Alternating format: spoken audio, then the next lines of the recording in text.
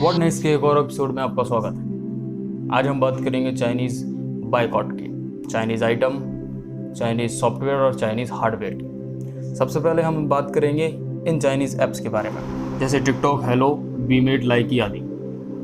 ये लगभग सभी के मोबाइल में होते हैं। एंटरटेनमेंट के लिए, शॉर्ट वीडियोज़ देखने के लिए लोग इनका इस्तेमाल करते हैं। लेकिन हम आज बात करेंगे इनके अल्टरनेट के बारे में, जो कि या तो हमारे इंडियन ऐप्स होंगे जिनके बदले हम यूज़ करेंगे, या फिर कोई विदेशी, लेकिन चाइनीज़ तो बिल्कुल नहीं होगा।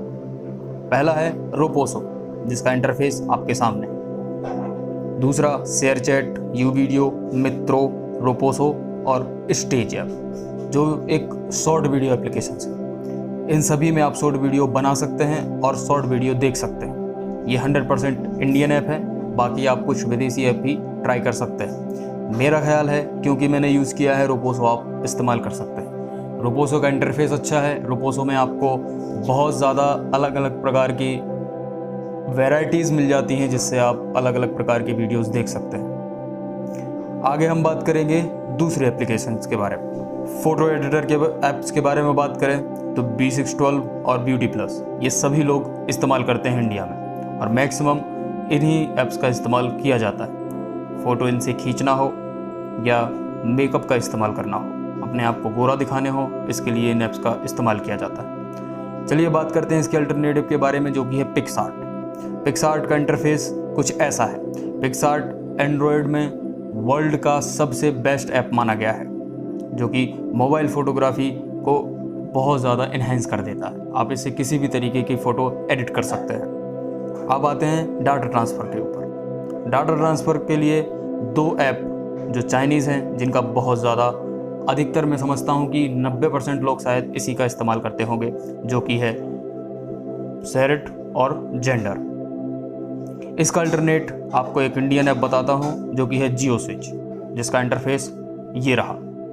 जियो स्विच या आप फाइलगो का इस्तेमाल भी कर सकते हैं। जियो स्विच जैसा नाम से ही आपको पता चल रहा होगा, यह एक 100% इंडियन ऐप है। और फाइलगो, जिसका इंटरफेस ये रहा, ये भी एक विदेशी ऐप है, लेकिन ये चाइनीज़ नहीं है। अब आते हैं वीडियो एडिटर के लिए। तो जैसा कि आप देख रहे हैं, मैं वीडियो काइनमास्टर से एडिट कर रहा हूँ, क्योंकि मुझे वीडियो एडिटिंग में सबसे अच्छा ऐप यही लगता है। कुछ चाइनीज़ ऐप हैं जिनका बहुत सारे लोग इस्तेमाल करते हैं, जो कि है वीवा वीडियो और पावर डायरेक्टर। मुझे पावर डायरेक्टर का वैसे ही इंटरफेस पसंद नहीं है। मैंने जितने भी वीडियोज़ डाले हैं सारे काइनमास्टर से ही डाले हैं, और वीवा वीडियो तो मैंने इस्तेमाल ही नहीं किया है, शायद शॉर्ट वीडियो का होगा, लेकिन आप इसको भी हटा सकते हैं और काइनमास्टर का इस्तेमाल कर सकते हैं। अब आते हैं ब्राउजिंग के ऊपर। तो यूसी ब्राउज़र एक चाइनीज़ ऐप है जिसका इस्तेमाल बहुत ज़्यादा हो रहा है। आप इसको भी इंस्टॉल कर सकते हैं, और इसके बदले में आप क्रोम, जो कि गूगल का है, ओपरा मिनी, जो कि बहुत अच्छा और फास्ट रिलायबल ऐप है, सेफ़ है, इसका इस्तेमाल भी आप कर सकते हैं। आप फायरफॉक्स का भी इस्तेमाल कर सकते हैं, जिसमें फास्ट ब्राउजिंग के साथ साथ आपको इसका इंटरफेस और लैंडस्केप मोड भी आप यूज़ कर सकते हैं। अब आते हैं डिक्शनरी के ऊपर। तो यू डिक्शनरी बहुत सारी वीडियोस में प्रमोट की गई, बहुत सारे लोगों ने इसको इंस्टॉल किया, और अब बहुत सारे लोगों के मोबाइल में यू डिक्शनरी का ऐप आपको मिल जाएगा। इसके अल्टरनेटिव में आप गूगल ट्रांसलेट का यूज़ कर सकते हैं, या बहुत सारी ऐसी एप्लीकेशन हैं जिसमें आप ट्रांसलेटर का इस्तेमाल कर सकते हैं यू डिक्शनरी के अलावा। अब बात करते हैं न्यूज़ के लिए। तो न्यूज़ के लिए आप एप्लीकेशन का इस्तेमाल कर सकते हैं डेली हंट।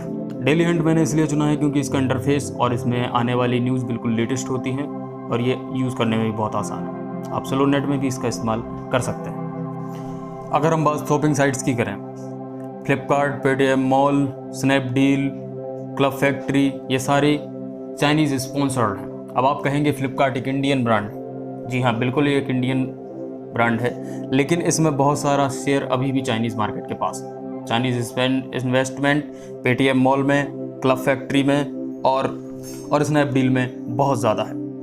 और सारे चाइनीज़ ऐप्स मैंने यहाँ पर लिस्ट में दे दिए हैं, आप वीडियो को रोक करके इनको देख सकते हैं। अब हम जो सबसे बड़ी पॉपुलर चीज़ के बारे में बात करेंगे, जो है पबजी।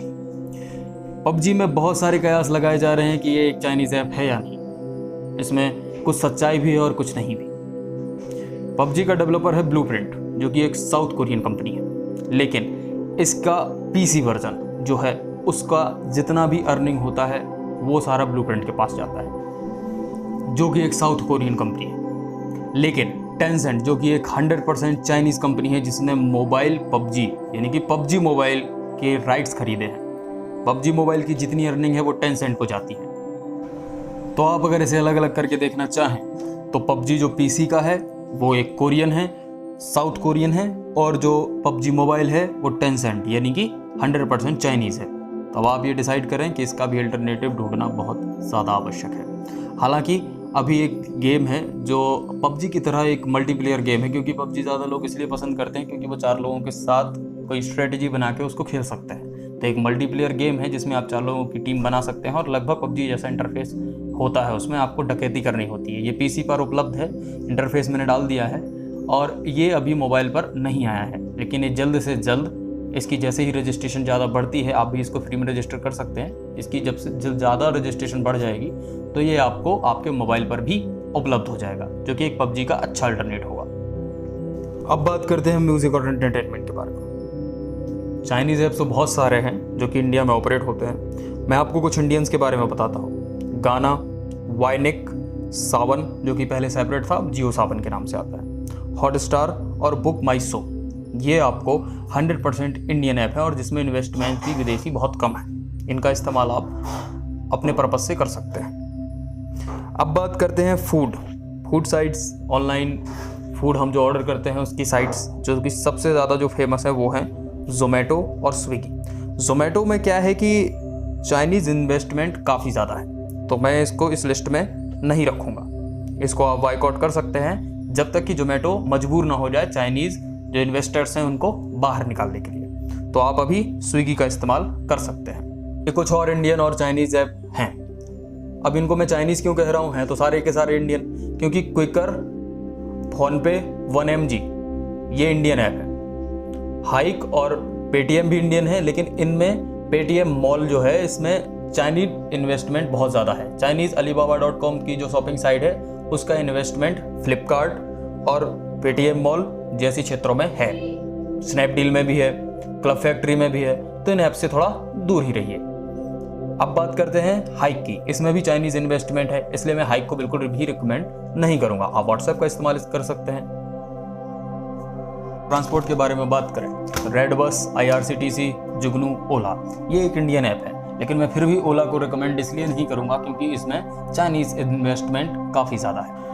इसके बाद बात करते हैं इंडिया और चाइना का टोटल जो लेन देन है, या कहें कि इंडिया चाइना का ट्रेड, कितना हम इंपोर्ट करते हैं, कितना एक्सपोर्ट करते हैं, सब कुछ वो मैंने यहाँ पर लिस्ट दी है। आप पॉज करके सारा कुछ एनालिसिस पढ़ सकते हैं। चाइनीज़ आइटम हमारे बाज़ारों में सबसे ज़्यादा देखने के लिए मिलते हैं। हम चाइनीज़ पर निर्भर हो चुके हैं। क्या ये सही है? हम चाइना पर इतने ज़्यादा निर्भर हो चुके हैं कि आज हमें ये सोचना पड़ रहा है कि हम उसको बायकॉट करें तो करें कैसे।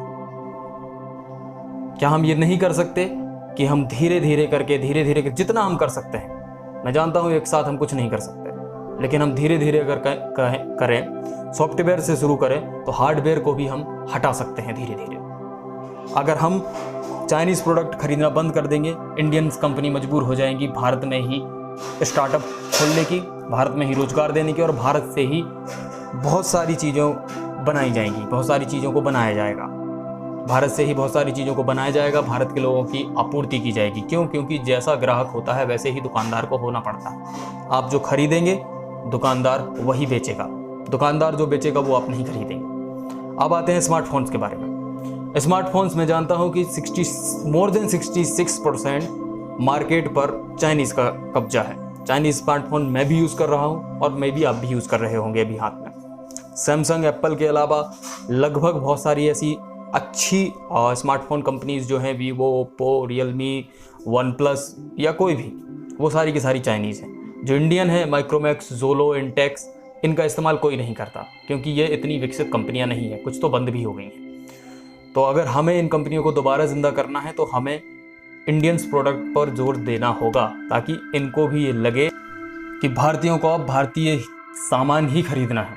तो भारतीय मोबाइल कंपनियां भी ये सोचेंगी कि अब हमें अपने प्रोडक्ट्स को विकसित करना होगा, क्योंकि हम उन पर दिलचस्पी दिखाएंगे, हम उन्हें खरीदेंगे, उनके पास पैसा जाएगा तो वो और विकसित हो जाएंगे। ये एकदम से नहीं होगा, लेकिन धीरे धीरे होगा। गवर्नमेंट भी इस क्षेत्र में बहुत काम कर रही है।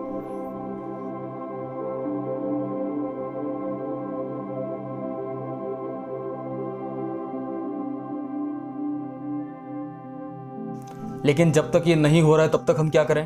तब तक हम केवल वो प्रोडक्ट खरीदें जिस पर मेड इन इंडिया लिखा हो। हाँ, मोबाइल चाइनीज होगा, लेकिन क्योंकि अगर उस पर मेड इन इंडिया लिखा है, इसका मतलब ये है कि उस पर हमारे किसी न किसी भारतीय को रोजगार मिला है। तो जब तक हमारा made in India mobile India की ही कंपनी नहीं बनाती, तब तक हम ये कर सकते हैं कि दूसरे किसी मुल्क का, किसी दूसरे देश का मोबाइल हम कम से कम मेड इन इंडिया खरीदें। आत्मनिर्भर भारत की इस मुहिम में आपका साथ देने के लिए धन्यवाद। मुझे पता है कि आप लोग मेरा साथ और देश का साथ ज़रूर देंगे। अगर आपको ये वीडियो पसंद आया तो अपने लोगों में शेयर कीजिए। जितना ज़्यादा आप इसको शेयर कर सकते हैं शेयर कीजिए, और जितना ज़्यादा इस मुहिम में आप भागीदार बनेंगे, खुद भी मत सामान खरीदिए, खुद भी ऐप्स अनइंस्टॉल कीजिए और दूसरों को भी कराइए। धन्यवाद। व्हाट नेक्स्ट के किसी और एपिसोड में आपसे फिर मुलाकात होगी। टिल देन आप घर पर रहिए और सुरक्षित रहिए।